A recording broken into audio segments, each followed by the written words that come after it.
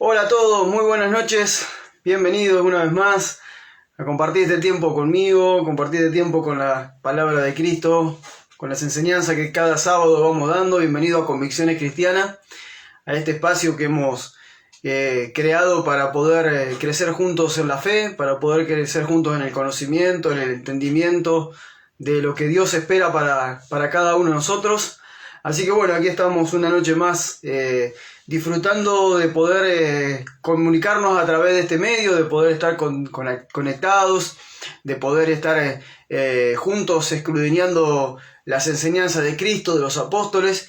Y como ustedes saben, en este tiempo en Convicciones Cristianas, volviendo a repasar todo lo que era la vida de la primera iglesia para volver a ser esa primera iglesia que Jesucristo dejó aquí en la tierra. Saludo a todos los que están entrando en este momento, a este Facebook Live. Bienvenido Sebastián, Sandra, bienvenido, ahí está Mónica y Daniel, bienvenidos.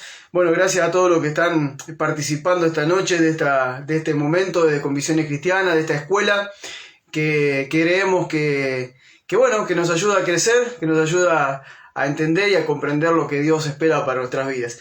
Estamos... para aquellos que es la primera vez tal vez que nos escuchan o que nos están viendo, lo que estamos haciendo es una escuela llamada Convicciones Cristianas.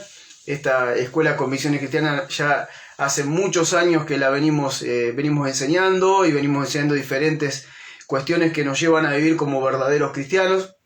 Justamente Convicciones Cristianas no es un nombre que puesto al azar o porque nos gustó, sino porque entendemos que tenemos que vivir con esas convicciones, que nuestras convicciones de vida tienen que ser verdaderamente cristianas, no tienen que ser una convicción de vida con principios humanos, terrenales, filosóficos, culturales o hasta religiosos, sino que nuestras convicciones y nuestra forma de vivir tiene que ser acorde a lo que Jesucristo enseñó. Por eso hablamos de convicciones cristianas. Y bueno, estamos en este tiempo ya cursando el tercer nivel, por decirlo de alguna manera, o la tercera etapa. No digo nivel porque da un entendimiento que vamos subiendo, sino una etapa, ¿sí? Una nueva etapa en la que estamos. Bienvenido, ahí también están saludando acá a la isla, Valeria y Maxi, bienvenido Aníbal y Patri de Cava. Bueno, bienvenido a todos los que van entrando. Les decía, bueno, estamos en esta tercera etapa de Convicciones Cristianas. La primera hablamos de la justicia del reino, el reino de Dios y la justicia del reino. 7 clases están ahí en YouTube, ustedes lo pueden ver, lo pueden buscar. Mi canal de YouTube es Jorge Lonzi, perdón, es Lonzi Jorge, al revés. Ahí lo pueden encontrar. Y también estamos en la segunda etapa de Convicciones Cristianas, la hicimos el año pasado y se llamó Regresando al Diseño. Allí hablamos de lo que es el verdadero evangelio, hablamos cómo evangelizar, hablamos de ser discípulos, de hacer discípulos, de vivir en este cristianismo por las casas, de hacer discípulos por las casas. Y bueno, y en esta tercera etapa que estamos ahora, estamos hablando del ministro de Cristo. Estamos ya ahora en la tercera clase, hoy es la tercera clase. Quédense tranquilos que todos estos videos los tienen aquí en YouTube y también están, los tienen aquí en Facebook y también está en YouTube como lista de reproducción. Así que bueno, todo lo que ustedes quieran volver a ver, repasar, lo tienen ahí. Incluso aquellos que son parte del grupo discipulado de acá de Facebook, también tienen la posibilidad de descargar todos los PDF con todos los materiales que vamos compartiendo. Totalmente gratuito. Así que bueno, bienvenido a todos una vez más. Vamos ya a alargar con la enseñanza de esta noche. Estamos en la tercera etapa, como les decía, de Convicciones Cristianas. Hoy vamos a hablar de los ministros y las reuniones en las casas. Los ministros y las reuniones en las casas. Voy a hacer un breve repaso de la clase anterior. De lo que venimos hablando durante todas las clases, más que nada. Y decíamos, bueno, que todos fuimos llamados por el Señor a servir como ministros del Evangelio, siendo nuestro ministerio el servicio que le damos al Señor, siendo sus embajadores al mundo y edificando en comunión a su iglesia. O sea, que todos somos ministros, entendiendo que ministro es un servidor y todos tenemos un ministerio, que significa ministerio, significa servicio, y ese servicio que prestamos como ministros de Cristo, como servidores de Jesucristo, es un servicio que prestamos hacia el mundo, anunciando el Evangelio y discipulando a las personas, y hacia la iglesia, edificándola y teniendo comunión con ella. Recuerda que si sos un seguidor de Jesucristo, el ámbito fundamental para manifestar su naturaleza y hacer discípulo de Él es una casa. Por eso que vamos a insistir y vamos a seguir hablando de cómo, no porque se nos ocurra a nosotros de que la casa es mejor que un auditorio, o que los cultos, los templos no tienen que existir más y son las casas, porque se nos ocurra a nosotros, porque nos parece a nosotros. No, simplemente porque entendemos que la primera iglesia, la iglesia que Jesús dejó, la iglesia que los apóstoles establecieron, era una iglesia que funcionaba por las casas. Y hoy vamos a ver 4 tipos de reuniones que tenían en las casas, que van a ser muy interesantes que las puedan estar escuchando, ¿no? Bueno, Jesús anunciaba el reino de Dios públicamente por parábolas en diferentes lugares públicos y luego lo enseñaba lo que había anunciado públicamente, lo enseñaba en las casas, ¿no? Y vemos que también Pablo, por ejemplo, hacía lo mismo. Pablo, por ejemplo, en Hechos 20:20, como hemos leído ya la semana pasada, él decía, también saben que no me he negado a serles útil, que en público y por las casas he anunciado y enseñado. O sea que la tarea que la primera iglesia tenía, que los primeros ministros de Cristo tenían, entendiendo que ministros somos todos, no hay algunos iluminados, algunos diferentes, algunos con más unción, como dicen por ahí. No tiene nada que ver eso es toda una cuestión de pensamientos raros, religiosos, torcidos de la verdadera escritura. En realidad todos somos ministros de Cristo, todos, como vimos clases anteriores, fuimos constituidos por el Señor como sacerdotes de Él. No, los sacerdotes no son los curas que están en la iglesia católica. Los sacerdotes no son los pastores o los líderes que están en la iglesia evangélica. Los sacerdotes de Cristo, los que realmente tienen un sacerdocio y que son ministros de Él, somos todos. Somos todos aquellos que somos seguidores de Él. Los que hemos decidido seguirlo a Cristo, los que hemos decidido vivir para Él, lo que hemos decidido que el Evangelio es nuestra vida, que Cristo es nuestra vida, lo que hemos decidido vivir las enseñanzas de Jesucristo, inmediatamente nos hemos convertido en ministros de Él, en servidores de Él. Ministro significa servidores. Por eso que todos tenemos este privilegio que Dios nos da de poder servirle de esta manera, ¿no? Y vemos acá que tanto Jesús como los apóstoles tenían esa doble función. Anunciaban en lo público y enseñaban en las casas. Anunciaban en lo público y enseñaban en las casas. No había en la cabeza de ellos la posibilidad de tener, como hoy en día las instituciones religiosas tienen, tanto por un lado o por el otro, o puede haber, no sé, catedrales, parroquias donde se hacen misas, o templos, auditorios donde se hacen cultos. Para Dios no pasó jamás por la cabeza de Cristo eso, jamás Jesús pensó en eso, jamás los primeros cristianos pensaron en eso. Esto es todo un invento que los hombres trajeron después, y hoy estamos entendiendo que vamos regresando poco a poco a vivir en ese diseño que Jesús dejó para la iglesia, que Jesús está restaurando el diseño que Él dejó para la iglesia, y somos muchos, pero no se imaginan cuántos somos, los que ya no estamos bajo ninguna denominación cristiana, por decirlo de alguna manera, cuántos ya no nos consideramos ni católicos, ni evangélicos, ni cualquier otra rama de la religión evangélica, sino que hemos decidido vivir como Cristo nos mandó, hemos decidido imitarlo a Él para convertirnos en sus discípulos, hemos decidido ser la iglesia como Él la dejó, vivir como esa iglesia que Él dejó, y poco a poco vamos aprendiendo, semana a semana, día a día, vamos aprendiendo cómo vivía aquella iglesia y ver cómo nosotros podemos de alguna manera darle forma a esa iglesia en este 2021, en esta actualidad que hoy vivimos. Y no porque sea difícil hacerlo, sino porque tenemos tantos conceptos religiosos en la mente, venimos de tantos años de tradición religiosa que nos dijeron una cosa, que nos dijeron otra cosa, y esa tradición religiosa es lo que más cuesta romper en nuestra mente para poder volver a ser la primera iglesia. Vemos que, por ejemplo, estos dos máximos referentes de nuestra fe cristiana, Jesucristo mismo y, por ejemplo, el apóstol Pablo, que fue, digamos, el apóstol a los gentiles, a los no judíos como nosotros, mostraban el mismo camino, anunciaban en público y enseñaban en lo privado, ¿no? Y me gusta la expresión de Pablo que dice que debemos ser útiles a los demás, anunciando y enseñando el Evangelio de Jesucristo, afirmando esas enseñanzas que damos públicamente en la intimidad de las casas. Todos tenemos esta función y este rol. tenemos que ser coherentes con el llamado que tenemos de parte de Cristo. Todos nosotros tenemos que entender que hemos sido llamados a anunciar el Evangelio de Jesucristo, que significa anunciar que Jesucristo hoy está sentado a la diestra del Padre y Él gobierna en el cielo, en la tierra y debajo de la tierra, y está esperando que todos los seres humanos doblen rodilla y lo confiesen como el Señor, como el dueño de su vida, y comiencen a vivir bajo sus enseñanzas. No bajo una religión, ni bajo normas de hombres religiosos, sino bajo la enseñanza de Jesucristo, reconociéndolo a Él en todo. Mañana voy a predicar justamente ese mensaje, cuando Él dijo, sin mí nada pueden hacer. Voy a explicar qué significa eso, qué profundidad tiene ese sin mí nada pueden hacer. Entonces nosotros ahora somos ministros de Él, y estamos para anunciar en público y para enseñar en lo privado aquellas enseñanzas que Jesús nos dejó. Ahora, permítame ya entrar de lleno a la enseñanza de hoy. Estamos hablando de los ministros y las casas.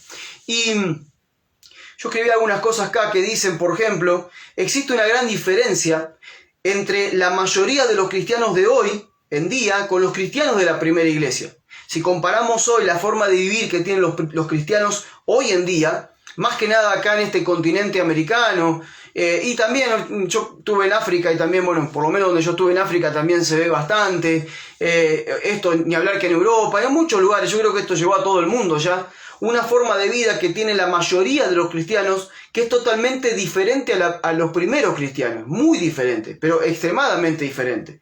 Y vemos, por ejemplo, que hoy cuando alguien dice, vamos a la iglesia, ¿sí? Mucha gente dice, te preguntan, ¿vos vas a la iglesia? ¿A qué iglesia vas? Como que no, dando por hecho de que la iglesia está en una dirección específica de la ciudad, tiene un cartel afuera que te dice que es una iglesia, sea católica, evangélica, lo que sea, y eso determina a qué iglesia vas. Como si la iglesia fuera ese edificio.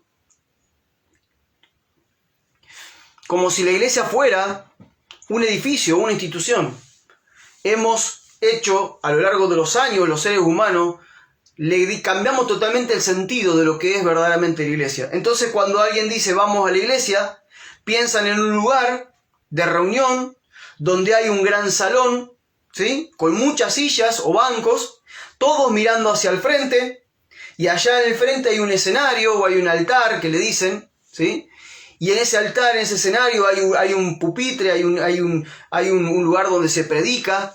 Si es en la iglesia católica está esa mesa grande, y si no el púlpito donde está el pastor en la iglesia evangélica, ¿sí? Y allí todos van a ese lugar para ser espectadores, ¿sí? Van simplemente para ser espectadores de un servicio que va a durar entre 1 hora y 2 horas según a dónde vayas, y que va a ser dirigido por un pequeño grupo selecto, y que el que te dará el mensaje será solamente una persona. Entonces eso pensamos lo que es iglesia. Ahora, esto está totalmente lejísimo, es lo antagónico de lo que era la primera iglesia. Nada que ver con lo que la primera iglesia era. Si nosotros veíamos a los primeros cristianos, ellos no iban a la iglesia. ¿Por qué? Porque ellos eran la iglesia. Ellos no podían decir, vamos a la iglesia, si ellos eran la iglesia. ¿Cómo voy a ir a un lugar de donde yo soy? Yo no puedo decir, vamos a la iglesia cuando yo soy la iglesia. Entonces ellos no podían ir a la iglesia. No existe en el Nuevo Testamento la expresión como ir a la iglesia, porque ellos eran la iglesia. Yo escribí algo acá que dice, los primeros cristianos no iban a la iglesia, ellos eran la iglesia. El lugar de reunión era fundamentalmente una casa, y allí no eran parte de un servicio o de un culto donde todos eran espectadores, sino que tenían reuniones muy participativas donde todos se edificaban mutuamente. O sea, nada que ver de lo que vemos hoy en día. Ellos iban a un lugar que normalmente era una casa. Esa casa no se llamaba la iglesia. La iglesia eran ellos. Se juntaban en diferentes casas de una ciudad, de una población, de una región. Y ahí donde se juntaban no iban a escuchar a alguien o a ver un show, o eran simplemente espectadores. No, eran totalmente participativas esas reuniones. Todos los que iban ahí iban y participaban. Ahora vamos a ir viéndolo. Por ejemplo, la expresión de ir a la iglesia, o los servicios de la iglesia, o las actividades en la iglesia, o el culto, son expresiones que son imposibles de encontrar en el Nuevo Testamento. Por eso siempre les digo, por favor, lean la Biblia. No te digo que te leas toda la Biblia, pero al menos léete los 4 evangelios de Jesús para ver qué pidió Jesús, cómo tenés que vivir. Y por lo menos léete el libro de Hechos de los Apóstoles para poder tener idea qué fue lo que pasó con la primera iglesia, los primeros 50, 60 años de existencia. O al menos el primer siglo. ¿Qué pasó con esa iglesia? ¿Cómo se fue formando? ¿Cuáles eran las actividades que tenían? ¿Dónde las tenían? ¿De qué manera se manejaban en cuanto a autoridades y en todo ese tipo de cuestiones que hoy no las conocemos? Mucha gente no tiene ni idea. Mucha gente no tiene idea de la iglesia es un lugar donde ir, donde voy a sentarme en una silla durante 2 horas, voy a ver un espectáculo allá adelante, voy a escuchar a alguien que me predica, alguna palabra de aliento, una motivación para la semana y vuelvo a mi casa y sigo mi vida como totalmente desconectado de toda esa gente que está allí. Eso no era lo que vivía la primera iglesia. No vas a encontrar en ninguna parte del Nuevo Testamento, de todos los libros del Nuevo Testamento, nunca vas a encontrar en ningún lado la expresión tal como vamos a la iglesia. O vamos a la iglesia a tener un servicio, vamos a la iglesia a tener un culto. Eso fue todo creación de los hombres. Por eso es que estamos regresando a ese diseño. Jamás pasaba por la cabeza de un cristiano en los tiempos iniciales. Jamás pasaba algo así como vamos a la iglesia, ¿sí? Y vamos a la iglesia a tener un servicio. No pasaba por su cabeza. Ellos pensaban en reunirse en casas para hacer la iglesia que tendría comunión a través de las diferentes manifestaciones de Cristo a través de ellos. O sea, ellos se juntaban en una casa y ellos decían, nos vamos a juntar con la iglesia. Soy la iglesia, me voy a juntar con la otra parte de la iglesia. ¿A dónde? En una casa, principalmente, pero podía ser en cualquier lugar. Podía ser a la orilla de un lago, en el pie de una montaña, en un monte, en un cerro, en el mar, en cualquier lugar. Me voy a juntar con la iglesia, no voy a la iglesia, me voy a reunir con la iglesia. Porque nosotros somos la iglesia. Y lo que esperamos tener de esa reunión es ser ministrados, es ser edificados unos con otros a través de la gracia y de los dones que Jesucristo puso a través nuestro. Y todos participamos. Esa era la idea principal. Pero bueno, a lo largo de los tiempos, ustedes saben, tenemos lo que tenemos, pero gracias a Dios que en el mundo entero estamos volviendo, muchos lugares estamos volviendo nosotros ahora, otros ya hace años que están regresando, que ya regresaron a este diseño y que lo están practicando, y les va mucho mejor que el diseño institucional. Están volviendo a esa iglesia orgánica, una iglesia que tiene vida, una iglesia orgánica. ¿Por qué? Porque el cuerpo es un organismo vivo. La iglesia es el cuerpo de Cristo, es un organismo vivo, no es una institución acartonada, una institución como todas las que conocemos. No es eso. Por eso que hoy quiero que veamos las 4 tipos de reuniones que practicaba la primera iglesia. Son 4 tipos de reuniones a las que Dios nos va a llevar en este tiempo cada vez más. A medida que Él vaya, por medio del Espíritu Santo, organizando a su iglesia, a medida que Él vaya poniendo las piezas en cada lugar, dándole el rol que cada uno le corresponde dentro de su cuerpo, que es la iglesia, Él va a ir manifestando este tipo de reuniones. Vamos a ir volviendo poco a poco a este diseño, donde había 4 tipos de reuniones. Y quiero detallarlas. Voy a, como siempre, citar unas cuantas citas bíblicas. Muchas me quedaron sin ponerlas porque para no serlo tan extenso, si me pongo todas las citas bíblicas estamos 3 horas hablando acá, pero la idea es no hablar tanto, pero hay mucha información en la carta en el libro de Hechos de los Apóstoles, que para aquellos que nunca leyeron la Biblia es el 5.º libro del Nuevo Testamento. Está Mateo, Marcos, Lucas, Juan, y después está Hechos de los Apóstoles. Luego vienen las cartas de Pablo a los romanos, a los corintios, a los efesios, a los gálatas, y así a cada uno de la iglesia que ellos iban fundando. Pero había 4 tipos de reuniones en la primera iglesia. Y esas son las reuniones que yo quiero compartir en esta hora.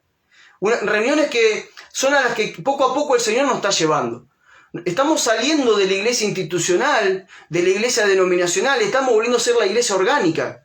La iglesia orgánica donde todos participamos de la edificación mutua. No solamente algunos, sino todos. Obviamente que en diferentes niveles de madurez que vamos teniendo, cada uno nos toca administrar cosas diferentes a otro, cosas que tienen mayor responsabilidad que otro. Pero no porque seamos diferentes, sino porque simplemente administramos lo que otro tal vez todavía no puede administrar.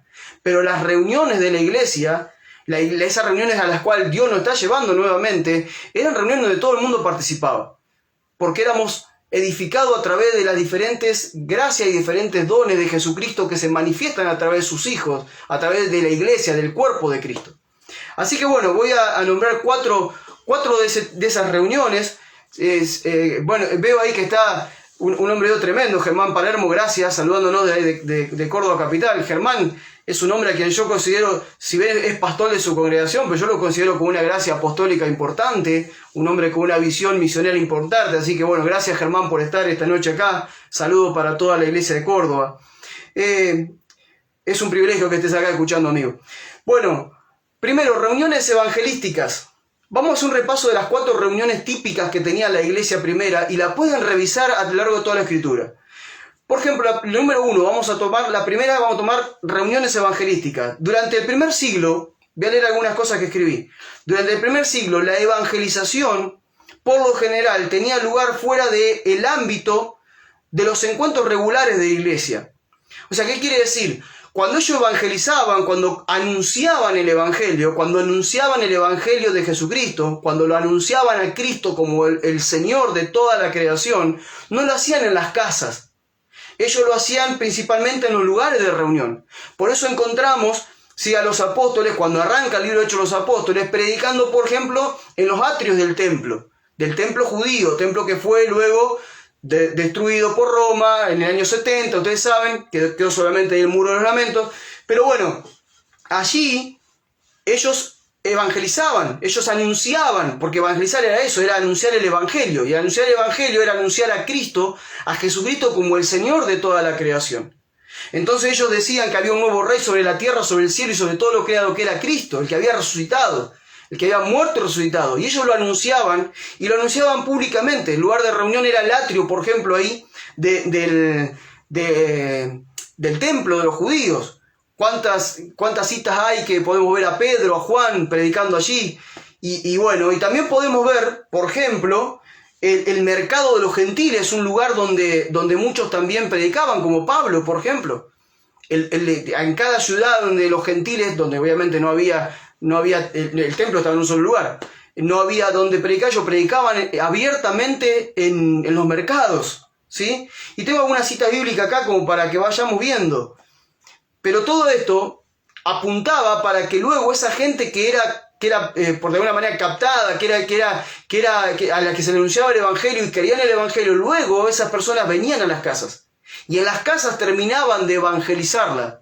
Es lo que estamos hablando hoy en día, que anunciamos el evangelio, pero luego a las personas las terminamos de evangelizar en un proceso de evangelización que se da en las casas. Es lo que venimos haciendo hace años nosotros y con muchos de los hermanos con los que estamos pastoreando en este tiempo. Entonces, Hechos 14.1, voy a leer unos cuantos pasajes. Hechos 14.1 dice: cuando llegaron a Iconio, como siendo de costumbre, entraron a la sinagoga de los judíos, y era tal la convicción con la que hablaban que una gran multitud de los judíos, los griegos, creyó. Acá vamos a empezar a ver, por ejemplo, en las citas bíblicas que le voy a leer, es que cuando Pedro, y especialmente Pablo, que llevó el evangelio mucho más allá primero, cuando iba a algún lugar, lo primero que hacía iba a las sinagogas judías, ¿sí? Las sinagogas eran prácticamente una casa. Yo no sé si alguna vez ustedes vieron el diseño de una sinagoga original de los tiempos de Jesucristo. Era como una gran casa donde había un pupitre en el medio, un atrio en el medio donde estaba la escritura, donde ahí se paraba alguien a leerla, y todo alrededor había sillas apuntando a diferentes lugares, a ese lugar para escuchar el que hablaba. Pero era una casa, ¿sí? Entonces ellos donde llegaban, buscaban primeramente hablarle a los judíos. Especialmente Pablo, en su primer viaje, llegó a todas las casas donde había una sinagoga y allí él iba a predicar.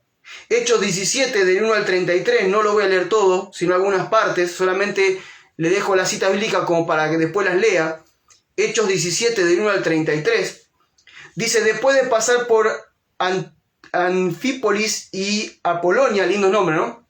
Llegaron a Tesalónica, donde había una sinagoga judía. Pablo fue entonces a la sinagoga como era de costumbre y durante 3 días de reposo debatió con ellos. Con base en las escrituras, les declaró y explicó que era necesario que Cristo padeciera y resucitara de los muertos, y le decía: Jesús, a quien yo anuncio, es el Cristo. Este era el mensaje de Pablo en las sinagogas. Verso 10 dice, en la misma noche los hermanos enviaron a Pablo y a Silas a Berea. Acá veíamos primero que estaba en Tesalónica, luego vemos que está en Berea. Dice, cuando estos llegaron allí, entraron en la sinagoga de los judíos. Estos eran más nobles que los de Tesalónica, pues recibieron la palabra con mucha atención y todos los días examinaban las escrituras para ver si era cierto lo que se les anunciaba. Entre los que creyeron había mujeres griegas y un buen número de hombres. O sea que vemos acá que Pablo, por ejemplo, cuando él iba a evangelizar y a anunciar, en primer lugar iba a la sinagoga. La sinagoga era una casa grande, como le dije recién, donde se reunían no mucha gente, y entonces a él iba, anunciaba. Y ellos, bueno, obviamente iban a la escritura para ver si lo que le estaba anunciando era verdad. Y de allí iban creyendo gente, y luego esa gente que creían iban a sus casas para terminar o concluir un proceso de evangelización y luego comenzar a discipularlos. Eso es lo que hacían ellos. Miren, por ejemplo, verso 16. Mientras Pablo los esperaba en Atenas, su espíritu se enardeció al ver que la ciudad estaba entregada a idolatría. Por eso en la sinagoga discutía con los judíos y con hombres piadosos y también con todos los que a diario acudían a la plaza. Acá lo vemos a Pablo, ahora en Atenas, ¿sí? En Grecia, en Atenas está él predicando, ¿sí? A los judíos en las sinagogas y también yendo a la plaza, ¿sí? A predicar, a anunciar abiertamente el evangelio. Hechos 18:4 dice, todos los días de reposo debatían en la sinagoga y lograban persuadir a judíos y a griegos. Acá vemos otra vez la sinagoga como un punto de predicación, de evangelización.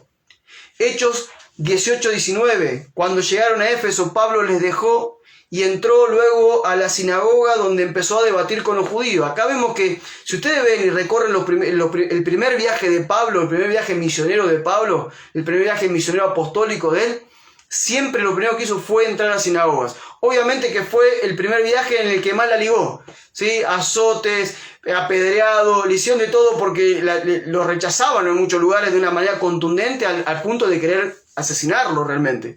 Pero bueno, él iba ahí, ¿sí? Iba a ese lugar en primer lugar. Y tengo algunas cosas anotadas que dice, los encuentros evangelísticos estaban pensados y planeados para establecer una nueva comunidad cristiana o para ayudar a un crecimiento numérico, ¿sí? A una comunidad ya existente.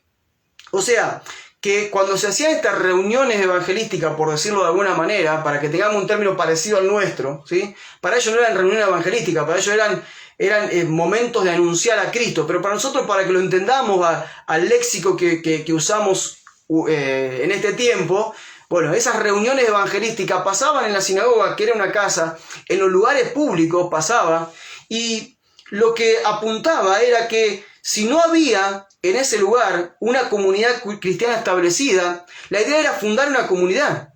La idea era que este anuncio que se hacía de Jesucristo tuviera como resultado a creyentes que vengan, creyentes que crean en ese anuncio y luego distribuirlos por las casas y en las casas poder, como les decía recién, continuar un proceso de evangelización para luego establecer en ese lugar una iglesia. Una iglesia que no tenía un lugar de reunión, una iglesia que se reunía por las casas. Una iglesia que después vamos a ver cómo fue que se fue ordenando todo el tema de la administración de las casas. ¿Qué es lo que pasaba dentro de las casas? ¿Quién administraba las casas? ¿Quién estaban por encima de los que administraban las casas? Pero en primer lugar, la primera reunión era esta, era evangelística, era el anuncio, ¿sí? del evangelio y luego fortalecer ese mensaje en las casas. Por eso vemos, por ejemplo, que el viaje de Felipe a Samaria, ¿sí? El viaje de Felipe a Samaria en Hechos 8, del 4 al 6, Hechos 8, del 4 al 6 dice, mientras tanto, los que se habían dispersado iban por todas partes anunciando el evangelio, por todas partes anunciando el evangelio. Así fue como Felipe llegó a la ciudad de Samaria y allí les predicaba a Cristo. Toda la gente escuchaba con atención lo que Felipe les decía, oían y veían los milagros que hacía. Muchos de los que tenían espíritu maligno eran sanados, y los espíritus salían de ellos dando fuertes gritos. También muchos de los cojos paralíticos quedaban sanos, y había gran alegría en toda la ciudad. O sea, aquí vemos que esto pasaba con Felipe en Samaria. Luego vemos, por ejemplo, lo mismo, vemos la misma operativa del Espíritu Santo, la iglesia siendo esparcida, los primeros cristianos yendo por diferentes lugares por causa de la persecución, y donde estaban llegando, ellos buscaban esos lugares donde poder anunciar el Evangelio, y luego se introducían en las casas de la gente para poder evangelizarlos realmente y establecerlos en ese mensaje que ellos llevaban, que era Cristo, el Rey de toda la creación, y que estaba esperando que los seres humanos se pusieran bajo su gobierno y vivieran para Él. Entonces vemos, por ejemplo, en Hechos 11, del 19 al 26, no voy a leer todo porque ustedes ya conocen esta parte, cuando muchos cristianos que fueron esparcidos por causa de lo que había ocurrido con Esteban, ¿se acuerdan que Esteban lo habían apedreado? Y en ese momento comienza una persecución en Jerusalén muy fuerte. Allí es cuando le dan muerte a Jacobo, y después, quieren matar a Pedro y quieren matar a Juan. Ellos, obviamente, el Señor los libera por sus ángeles, y empieza una persecución tremenda, y muchos son esparcidos. Al ser esparcidos por otras regiones, ellos van predicando y anunciando el Evangelio. No es que se quedan callados porque lo estaban persiguiendo. Y cuando ellos van avanzando, dice acá en esta parte, en Hechos 11, del 29 al 26, dice que ellos llegaron, por ejemplo, a Antioquía, y le empezaron a predicar no solamente a los judíos, sino también a los griegos. Y el verso 21 dice: con la ayuda del Señor, un gran número de personas creyó y se convirtió al Señor. Cuando la Escritura dice se convirtió al Señor, quiere decir dejaron de vivir como vivían y ahora vivían para Cristo. Aceptaron a Cristo como el Señor de sus vidas y empezaron a observar sus enseñanzas para vivir de acuerdo a lo que Él pedía. Convertirse, para nosotros tal vez hoy en día, es dejar la religión católica y convertirse en evangélico, o dejar de ser un ateo y convertirse en evangélico, o dejar esto y convertirse. Eso no es conversión. Conversión para ellos era un cambio realmente de vida, una transformación genuina.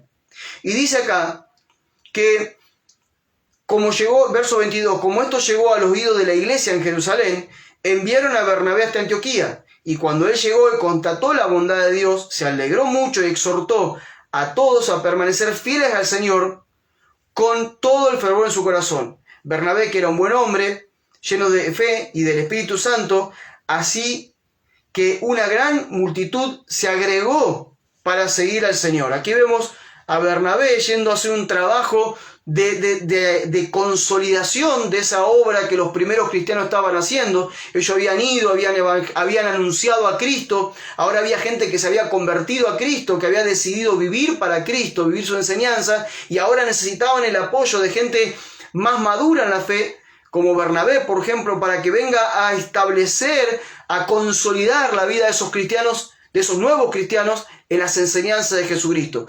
Pero seguimos viendo que después lo que hace Bernabé es ir a buscarlo a Pablo, lo va a buscar a Tarso, que quedaba cerca, lo trae, y entonces, ¿qué pasa? Dice que allí, durante un año ellos, lo que había ocurrido, anunciaron públicamente. Ahora, durante un año dice que se congregaron con ellos, y este congregarse con ellos no era en un auditorio, sino que era en las casas, y ese congregarse en las casas hizo que Bernabé y Pablo siguieran afirmando a esta gente en esta nueva vida cristiana, en los valores cristianos, en las enseñanzas de Jesucristo, y como resultado, luego de un año de trabajo en la vida de esas personas, se dio como, la graduación de que otros que no eran cristianos, cuando veían a los cristianos, decían: estos son cristianos, estos verdaderamente son cristianos. Entonces aquí vemos un poquito cómo eran esas reuniones evangelísticas. Arrancaban, para resumir, las reuniones evangelísticas de la primera iglesia arrancaban en lugares públicos, pero concluían en la intimidad de las casas. Siempre era ir a buscarlos y traerlos a las casas para terminar la tarea de evangelizadora. No era simplemente la predicación de un mensaje público y después, vemos qué pasa. No, el mensaje era claro, era Cristo el Señor. Necesitas salir de la muerte, pasar a la vida, estás viviendo en pecado, necesitas nacer de nuevo. Es el mensaje que ya venimos predicando y que siempre hablamos. Hablaban del señorío de Cristo. Una vez que creían entonces en las casas, ¿sí?, los consolidaban, los fundamentaban en las enseñanzas de Jesucristo para terminar esa tarea evangelizadora. O sea, anunciaban en público, enseñaban en las casas. Siempre vamos a ver esta metodología: anunciar en público, ¿sí?, establecer luego y enseñar en las casas. Las segundas reuniones que tenían los primeros cristianos en las casas eran los encuentros apostólicos. Eran sumamente importantes, muy importantes los encuentros apostólicos en las casas. Este era otro tipo de reunión en las casas que los ministros de Cristo tenían. Y vuelvo a aclarar que los ministros de Cristo somos todos, ¿sí? No importa la función que tengamos, todos somos ministros, porque el ministro significa servidor, ¿no? Entonces, estos ministros también tenían, aquellos que tenían la gracia apostólica, aquellos que tenían el rol apostólico, aquellos que tenían la madurez necesaria y la función de apóstoles para poder edificar a la iglesia, guiar y demás, tenían también esos encuentros. Entonces, por ejemplo, vemos, yo que escribí algunas cosas aquí que son interesantes, estas eran reuniones especiales en las que los obreros apostólicos tenían la meta de plantar una iglesia de cero o alentar alguna que ya existía. O sea, cuando alguien tenía una gracia apostólica, cuando era un obrero apostólico, ¿sí? El apóstol era un enviado, el apóstol era el que ponía fundamentos, el apóstol era el que ponía esas bases para lo que iba a ser después la iglesia que se iba a edificar en ese lugar. Ellos tenían dos funciones, o como veíamos, la tarea evangelizadora para también luego establecer la iglesia, o bien ir y fundamentar una iglesia que ya estaba siendo formada. Vemos aquí el caso, por ejemplo, de la iglesia de Antioquía, una iglesia que había sido prácticamente fundada, por decir de alguna manera, por cristianos que habían sido esparcidos, pero de repente viene Bernabé, que era en ese momento todavía no era un apóstol, era un hombre que era un maestro, un profeta, viene y luego lo va a buscar a Pablo, que sí era un apóstol, y ellos establecen la congregación, le ponen las bases firmes a esa iglesia, ¿sí?, de Antioquía. Entonces, básicamente los encuentros de ellos no eran regulares, no es que todo el tiempo había encuentros apostólicos, no es que en todo el tiempo había en las casas encuentros que tenían esa dimensión apostólica o ese fin apostólico. En la época del nacimiento de la iglesia de Jerusalén, por ejemplo, los apóstoles llevaban a cabo estas reuniones en los atrios del templo y luego en las casas, ¿sí? Luego en las casas de quienes creían que el mensaje que proclamaban. Entonces, acá vemos que un poco va de la mano el mensaje evangelístico y apostólico, iba de la mano lo primero. Porque el fin que tenían ellos era establecer una iglesia. El fin lo que tenían era establecer una comunidad cristiana en cierto lugar. Vemos Hechos 5, 40 al 42. Hechos 5, 40 al 42. Dice así: así que llamaron a los apóstoles y después de azotarlos, le advirtieron que no siguieran hablando en el nombre de Jesús y los pusieron en libertad. Está hablando de Pedro y Juan cuando los atraparon. Dice: los apóstoles salieron del concilio felices de haber sido dignos de sufrir por causa del nombre, y todos los días no dejaban de enseñar y de anunciar en el templo y por las casas las buenas noticias acerca de Jesús. Esto siempre lo tomo muy en especial porque mucha gente lo saca de contexto, y cuando dice, pero bueno, la escritura dice que todos los días en el templo y por las casas no dejaban de enseñar a Jesús, necesitamos ir a los templos. No saquemos las cosas de contexto. Está hablando de un templo, del único templo, el templo judío, el templo que estaba en Jerusalén, donde ellos iban afuera a los atrios y de afuera predicaban a la gente con un mensaje evangelístico y apostólico. ¿Sí? Esa era la tarea. Pero luego la verdadera tarea la hacían en las casas. ¿Sí? Esa tarea apostólica terminaba haciendo en las casas, fundando iglesias, ¿sí?, en las casas, y empezando a darle roles a aquellos que iban creyendo y que eran más maduros en la fe. Por ejemplo, Pablo llevó a cabo el mismo tipo de reuniones, ¿sí?, en la casa de Tirano, por ejemplo, en la escuela de Tirano, ¿sí?, cuando estableció la iglesia en Éfeso. ¿Sí? Una escuela, pero tampoco se piensa en una escuela como pensamos hoy en día. Hoy pensamos en escuela y en un edificio. No, las escuelas también se daban en ambientes que eran como una casa. Entonces el Pablo ahí también estuvo estableciendo, poniendo las bases apostólicas de una iglesia. Hechos 19, del 9 al 10. Hechos 19, del 9 al 10 dice: pero algunos de ellos no creyeron y delante de toda la gente hablaron mal del camino. Entonces Pablo juntó a unos discípulos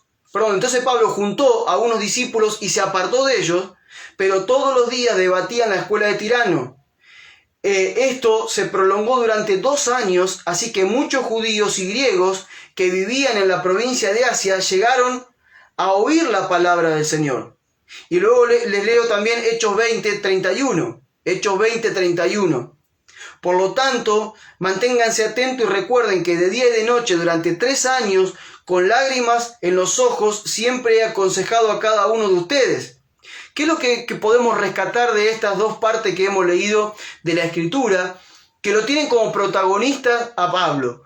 Pablo está haciendo una tarea apostólica. Como decíamos, la tarea apostólica consistía en establecer, en ese momento, nuevas iglesias, comunidades cristianas o fortalecer las que ya estaban. En este caso lo vemos a Pablo fundando nuevas comunidades cristianas, lo vemos estableciendo nuevas comunidades cristianas. Y vemos acá algo que es muy importante. Vemos al apóstol Pablo fundando esas iglesias, estableciendo esas iglesias, pero no quedándose mucho tiempo allí. En un caso 2 años, en otro caso 3 años, en otro caso 1 año, en otro caso meses, en otro caso semanas.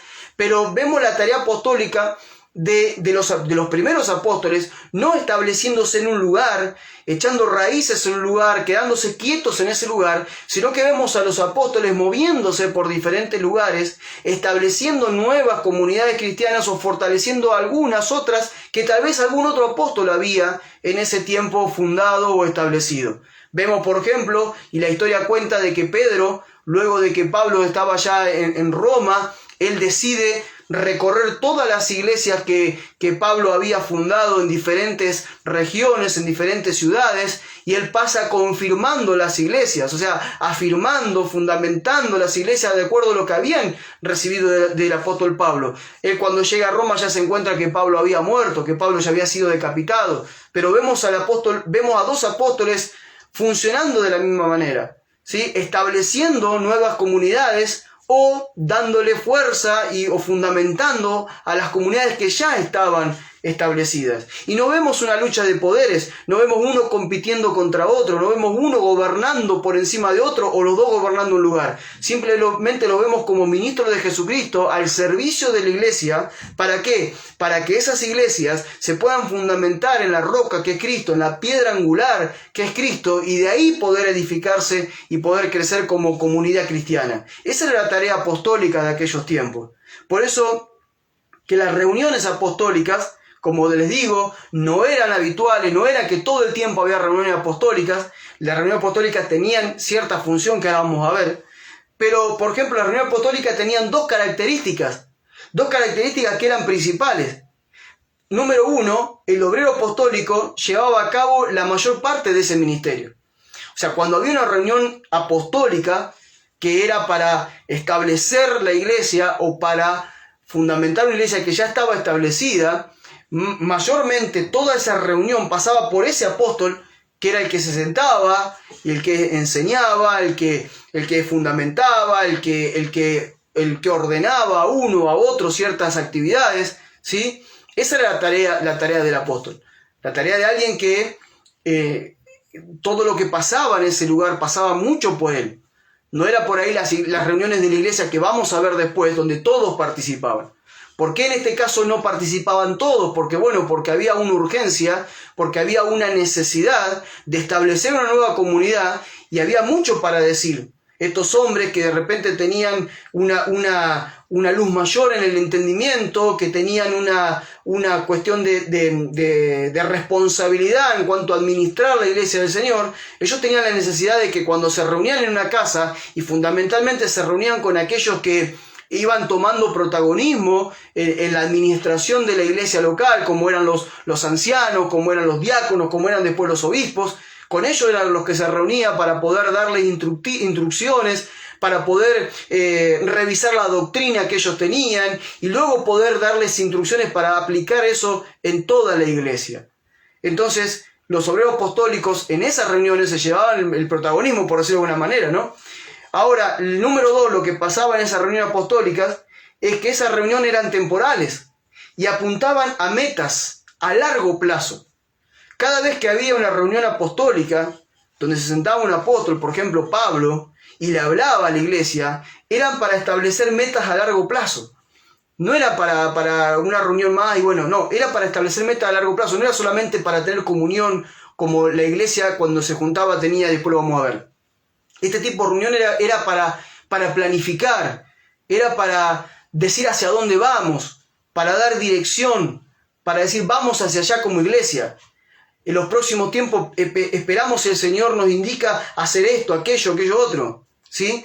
Eran reuniones temporales, pero apuntaban a algo que tenía a metas con largo alcance. Y apuntaban sobre todas las cosas a equipar, ¿sí?, al cuerpo local, o sea, a los creyentes de la iglesia local, a equiparlos, ¿sí?, con dones, con gracias, a poder reconocer en ellos cuál era la gracia que se manifestaba, la gracia de Cristo que se manifestaba en ellos, los dones, los talentos que tenían para poder formarlo, para poder activar esas cosas en su vida. Como decía el apóstol Pablo, él pasaba a confirmar, pasaba a ver si podía confirmar algún don, alguna gracia en las iglesias. Él iba para activar la vida ministerial de esas personas. Entonces vemos que ellos apuntaban a equipar el cuerpo local de creyentes para que funcionen, ¿sí?, bajo la conducción de Jesucristo y fundamentalmente sin tener una cabeza humana. O sea, él le enseñaba, los apóstoles enseñaban a los demás a no tener una cabeza humana. No que esta es la persona que los gobierna, no, Cristo es la cabeza, Cristo los gobierna y va a haber entre ustedes, como ahora vamos a ver, las reuniones de toma de decisiones, va a haber entre ustedes, ¿sí?, hombres y mujeres tal vez más maduros que van a organizarlos, que van a administrar la vida de la iglesia, pero en realidad no los van a gobernar. El que los gobierna es Cristo. Él es el que gobierna la iglesia. Este era el trabajo apostólico que ellos hacían. Ahora, vamos a leer una cita bíblica más. Primera de Corintios 14, 26. Primera de Corintios 14, 26.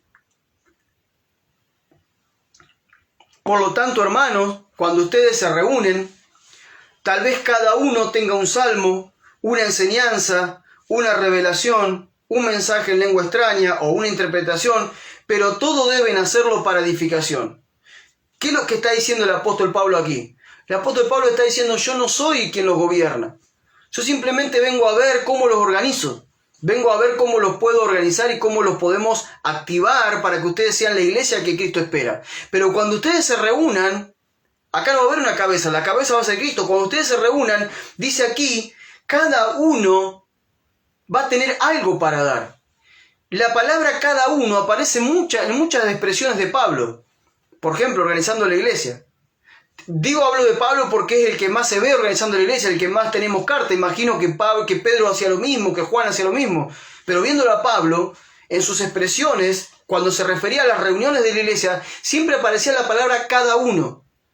Esto significa que todos tenían algo para dar en esas reuniones.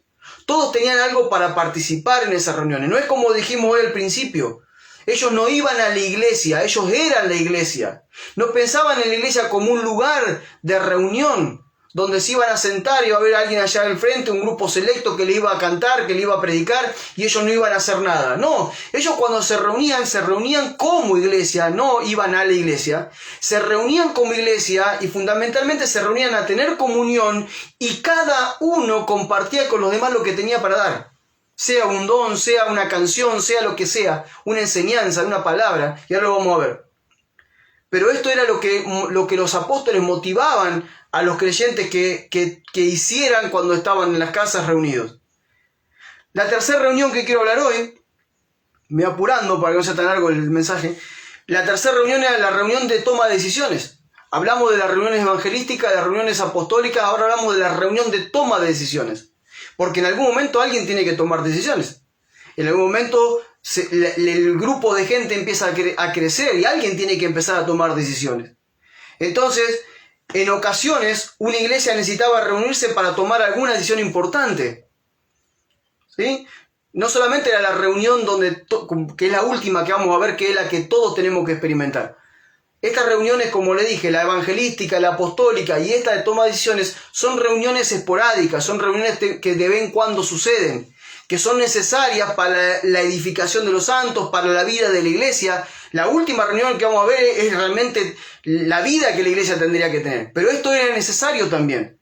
Entonces, por ejemplo, la característica principal de estos encuentros para tomar decisiones, era en la que todos participaban en un proceso de esa toma de decisión. Y fundamentalmente los que participaban en ese proceso eran los apóstoles, los ancianos y la iglesia, hablando de aquellos que habían alcanzado cierta madurez y reputación.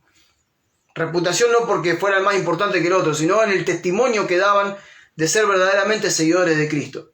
Entonces vemos en el capítulo Hechos 15, no voy a leer todo el capítulo porque es largo, pero ustedes pueden ver ahí cómo se reunía la iglesia. Solamente unas partes voy a leer. Voy a leer, por ejemplo, del verso 1 al 4 primero. Voy a leer el 6 y el 7, y después el 22 al 23, y después, bueno, algunos voy a leer. Síganme.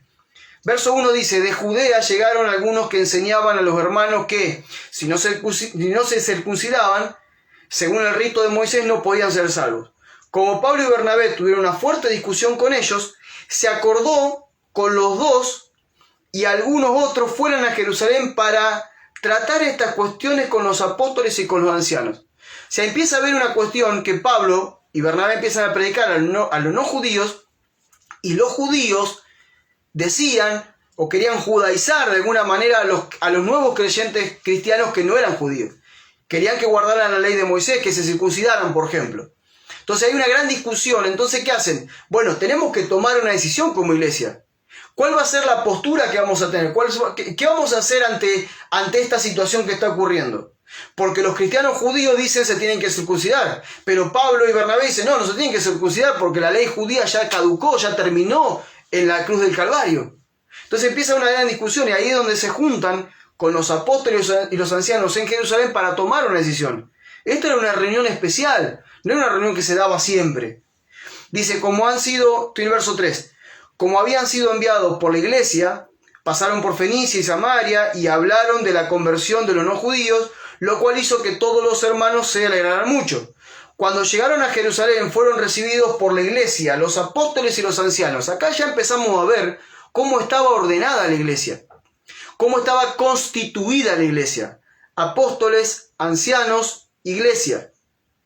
Iglesia, apóstoles, ancianos. ¿Sí? Ya acá empezamos a ver roles, empezamos a ver responsabilidades, empezamos a ver diferentes actividades. Y esto es importante que lo vayamos viendo, ¿sí? Que lo vayamos entendiendo. Entonces dice que se juntaron con ellos. Verso 6 dice, los apóstoles y los ancianos, estoy en el verso 6, los apóstoles y los ancianos se reunieron para tratar este asunto. Y luego de mucho discutir, Pedro se levantó y les dijo, y empieza a dar un mensaje Pedro, diciendo que no era necesario que se circuncidaran los no judíos. Pero hubo una reunión para tomar una decisión. ¿Y quiénes se juntaron a debatir? Los apóstoles y los ancianos. ¿Por qué? Porque los apóstoles de alguna manera eran los que habían establecido la iglesia y los que ponían los fundamentos en la iglesia. Los ancianos eran los que bajaban esta doctrina a las casas. Los ancianos eran los que enseñaban en las casas, los que pastoreaban las casas, a la gente en las casas. Entonces ellos están allí porque tienen que debatir algo y tienen que resolver algo que es muy importante, porque lo que saldría de esa reunión iba a ser transmitido a las casas. Por eso era muy importante. Verso 22 dice, a los apóstoles, a los ancianos y a toda la iglesia les pareció buena idea elegir entre ellos algunos hermanos. Eligieron a Judas, también conocido como Barsabás, y a Silas, pues sobresalían entre los demás hermanos, y los enviaron a Antioquía con Pablo y Bernabé. Acá se reúne otra vez apóstoles, ancianos y toda la iglesia, ya tienen la resolución, ya tomaron una decisión en cuanto a este problema que estaban viviendo, ya deciden que los no judíos no se debían circuncidar, toman la decisión y ahora apartan a dos de ellos para que acompañen a Pablo y Bernabé a dar esta noticia a las iglesias que ellos habían fundado en diferentes comunidades, en diferentes ciudades, y que estaban congregadas en las casas. Entonces Silas, ¿sí? y Barsabás dice que eran dos hermanos que sobresalían sobre la iglesia. ¿Qué significaba que sobresalían de la iglesia, de los demás? No es que eran mejores, simplemente que eran más maduros como para transmitir lo que ya se había decidido, para transmitir en esos lugares y para apoyar el trabajo apostólico que Pablo y Bernabé estaban llevando adelante. Entonces ellos salen a acompañarlos, elegidos por los apóstoles, por los ancianos y por la iglesia, porque eran dos hermanos que sobresalían por el resto. ¿En qué sobresalían? En madurez, en entendimiento, en testimonio, y a ellos los envían. Entonces dice después que, si seguimos leyendo, vemos por ejemplo que luego, verso 23 dice, por conducto de ellos enviaron un escrito los apóstoles, los ancianos y nuestros hermanos no judíos en Antioquía y Siria y reciban nuestro saludo. Entonces, ¿qué pasa? Mandan una carta. ¿Quién escribe esa carta? Los apóstoles, los ancianos y la iglesia. ¿Por medio de quién va esa carta? Esa carta es una resolución que tomó la iglesia. ¿Qué hacer con los no judíos en este punto? ¿Quién la lleva? Bernabé y Pablo, porque ellos habían fundado esa iglesia. ¿Quién vienen con ellos? Silas y la otra persona que vienen con ellos, ¿para qué? Para confirmar que lo que ellos estaban trayendo era realmente verdad y había sido establecido por la iglesia.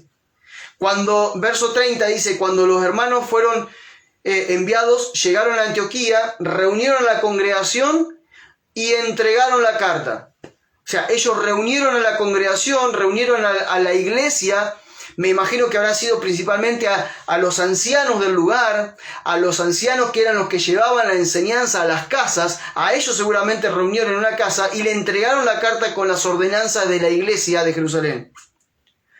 Verso 31 dice, cuando los hermanos terminaron de leerla, se alegraron mucho por el consuelo recibido.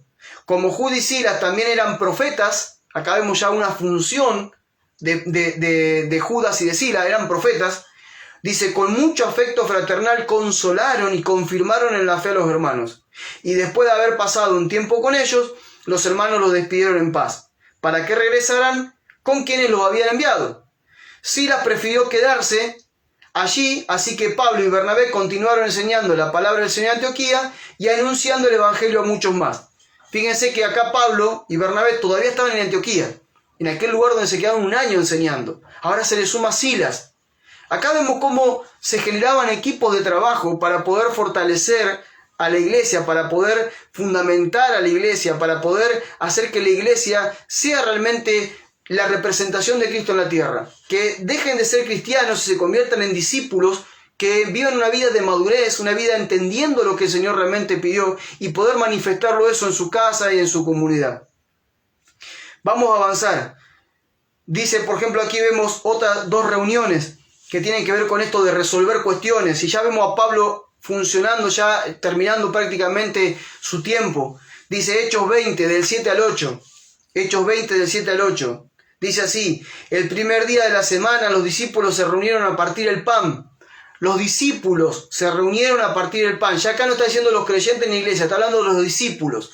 Gente que había alcanzado cierta madurez, gente que ya estaba manifestando la vida de Cristo, gente que habían marcado una cierta diferencia, como decía de los otros, estaban por encima de la iglesia. ¿En qué? En testimonio, en entendimiento, en madurez. Como decía el apóstol Pablo, aquellos que hemos alcanzado cierta madurez, hablamos sabiduría, no la de este mundo, sino la... ¿sí? O sea, había, digamos, las responsabilidades que recibían aquellos que eran parte de la iglesia no dependía por cuánto conocían o no conocían, sino por el testimonio que daban, por el entendimiento que tenían, por la madurez que expresaban, por cuánto expresaban a Cristo. Entonces dice que acá se reunieron el primer día con los discípulos a partir el pan. Y Pablo estuvo enseñándoles, pero como tenía que salir al día siguiente, alargó su discurso hasta la medianoche. En el aposento alto donde se habían reunido había muchas lámparas. O sea, acá nos dan unos datos espectaculares.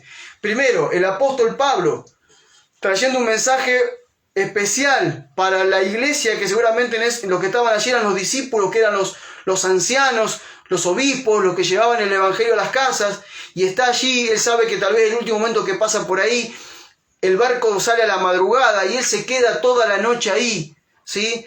Predicando, enseñando, fortaleciendo, dejando las bases firmes para que ellos después las reproduzcan en las casas, ¿sí? Y lo hacen en un aposento alto, o sea que están en una casa judía, de formato judío, en el aposento alto, que era un lugar donde no podía entrar más de 100 personas, que estaba especialmente separado para recibir a los que eran extranjeros o los que venían de paso para hospedarlos, o también era el lugar de la casa donde se hacían todas las actividades espirituales, como la oración, por ejemplo. Allí está Pablo, reunido en el aposento alto con sus discípulos, con los discípulos de Cristo, y con que seguramente tenían diferentes responsabilidades, dándole las últimas instrucciones antes de seguir el viaje. Eran reuniones para tomar decisiones. Esto no pasaba siempre. Pasaba de tanto en tanto cuando había que juntarse para tomar decisiones que luego iban a ser derramadas, ¿sí? Esa doctrina de los apóstoles, como dice la Escritura, iba a ser derramada por las casas, para que todos puedan tener un mismo sentir, un mismo pensar, un mismo parecer, una misma fe, un mismo Señor, como el apóstol Pablo lo dice. Hechos 20, 17 al 25 y verso 36, Hechos 20, del 17 al 35 y del 17 al 25 y verso 36 dice: desde Mileto Pablo envió un mensaje a los ancianos de la iglesia de Éfeso para que se reuniesen con él. Fíjense, Pablo está en Mileto, están los ancianos de Éfeso, los que pastoreaban a la gente en las casas, y le manda un mensaje, le dice: vengan de Mileto a Efesio porque necesitamos tener una reunión para tomar decisiones. Entonces dice que cuando los ancianos llegaron, luego del pedido de Pablo de que vengan, verso 18 dice: cuando los ancianos llegaron les dijo: ustedes saben cómo me he comportado todo el tiempo, desde el primer día que entré en Asia. Saben que he servido al Señor con toda humildad y muchas lágrimas, y que he sido puesto a prueba por las intrigas de los judíos. También saben que no me he negado a serles útil, y en público y en las casas he anunciado y enseñado a los judíos y a los no judíos que deben volverse a Dios, tener fe en el Señor Jesucristo. Ahora voy a Jerusalén, llevado por el Espíritu, pero no sé lo que allá me espera, a no ser lo que el Espíritu Santo me ha confirmado en todas las ciudades, de que me esperan cárceles y tribulaciones. Pero eso a mí no me preocupa, pues no considero mi vida de mucho valor, con tal de que pueda terminar con gozo mi carrera y el ministerio que el Señor Jesús me encomendó, de hablar el Evangelio y de la gracia de Dios. Y dice, verso 25, yo sé que no me volverá a ver ninguno de ustedes entre lo que he estado proclamando el reino de Dios. Pablo se está despidiendo, es su última vez que pasa por allí. Y luego de que muchos hablan y otras cosas que ocurren en esa reunión, él establece, él afirma las decisiones que tenían que tomar, la forma de administrar las iglesias, les deja consejos y demás. Y el verso 36 dice: dicho esto, Pablo se puso de rodilla y oró con ellos. Todos comenzaron a llorar y echándose al cuello de Pablo lo besaron, pues les dolió mucho que les dijera que no lo volverían a ver, y luego lo acompañó hasta el barco. Están en las reuniones de toma de decisiones de aquellos que tenían cierta madurez y que tenían sobre ellos el peso de administrar a la iglesia de Jesucristo, de llevarla a vivir el verdadero evangelio, de poder llevarlos a convertirse en discípulos de Cristo y poder ser representantes de Él en toda la tierra. Esto eran, digamos, las reuniones esporádicas, las reuniones específicas. No era la vida toda de la iglesia. Lo que voy a leer ahora, la última reunión, eran las reuniones de la iglesia. Lo que nos compete a todos, porque no todos tienen por ahí una gracia apostólica, no tienen el rol apostólico de poner fundamentos en la iglesia y todas las cosas que viene enseñando. No todos tienen por ahí la función de tomar decisiones en ciertas cuestiones que requieren de madurez y de un montón de cosas. Pero sí todos somos parte de la iglesia y todos somos parte de esta reunión en la que vamos a hablar ahora. ¿Cómo eran las reuniones de la iglesia? ¿Cómo eran? Y esto es a lo que estamos volviendo, y esto nos da un gozo tremendo porque lo estamos experimentando. Ya hace muchos años nosotros lo experimentamos, pero con algunos lo estamos experimentando en este tiempo mucho más.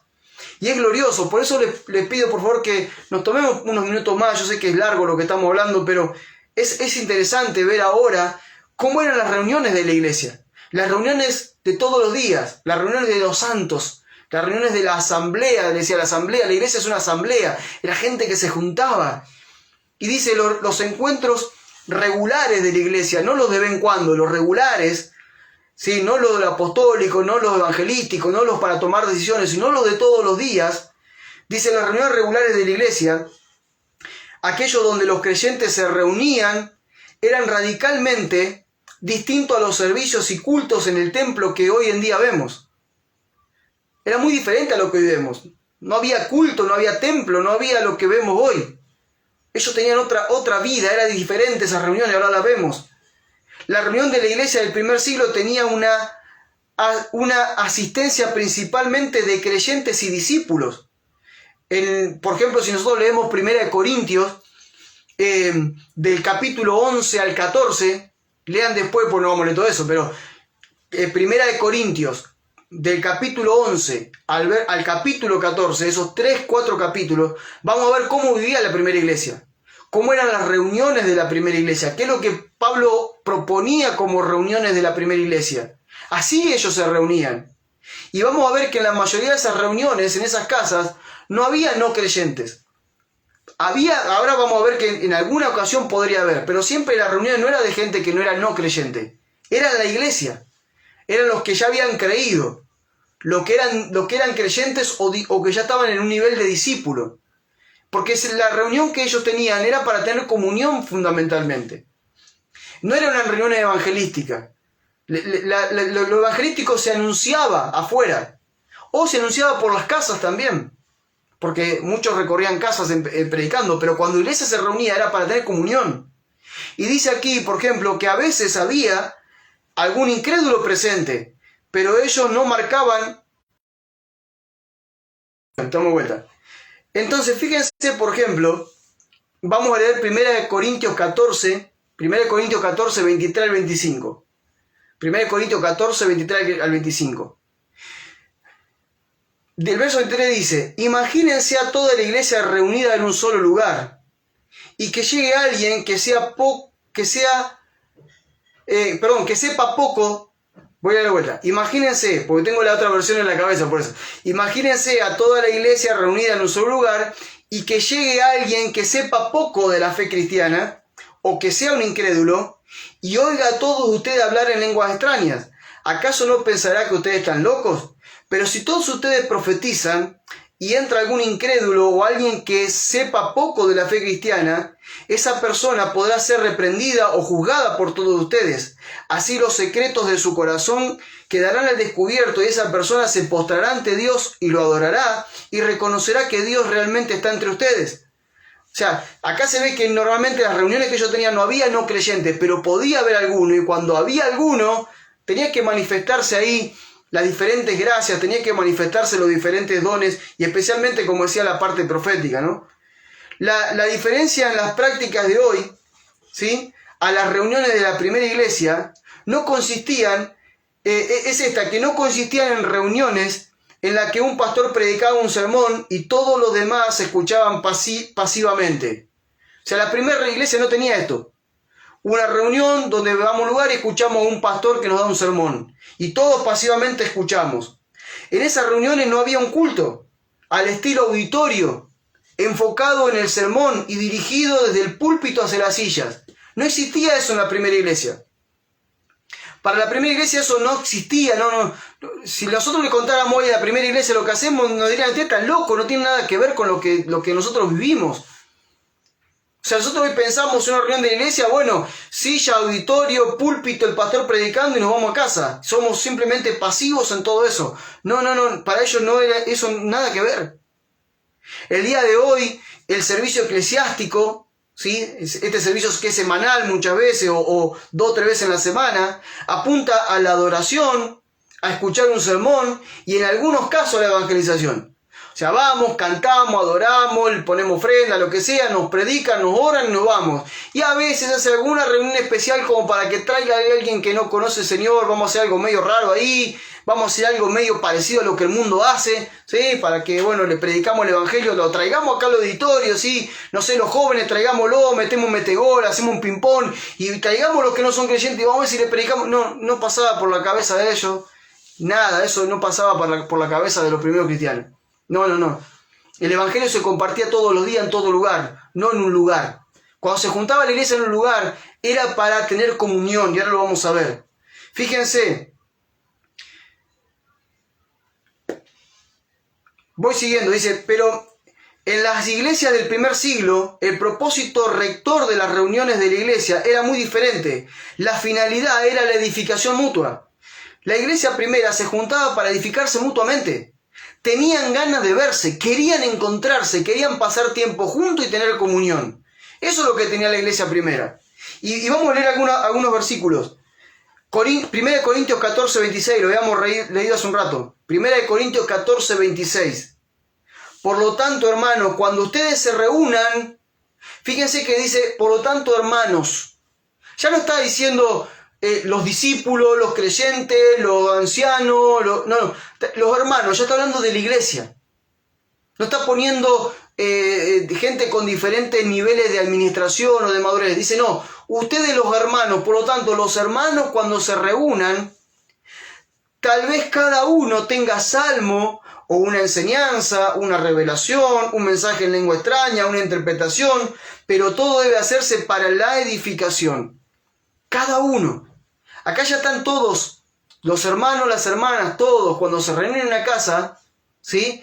Cada uno algo tiene para dar, algo tiene para compartir. No, es como si yo te digo, vamos a reunirnos en casa esta noche, dos familias de las que somos cristianos, ¿sí? Dos familias de esta comunidad, o tres, o lo que sea, nos juntamos y bueno, ¿qué tenemos para dar cada uno esta noche? Bueno, ¿qué podés dar vos? Y yo, ¿sabés qué? Tengo una canción, quisiera que cantemos esa canción, dale, la cantamos. Y otro dice, vos sabés que yo tengo, el Señor me ministró con una palabra esta semana y se la quiero compartir, por favor, compartila.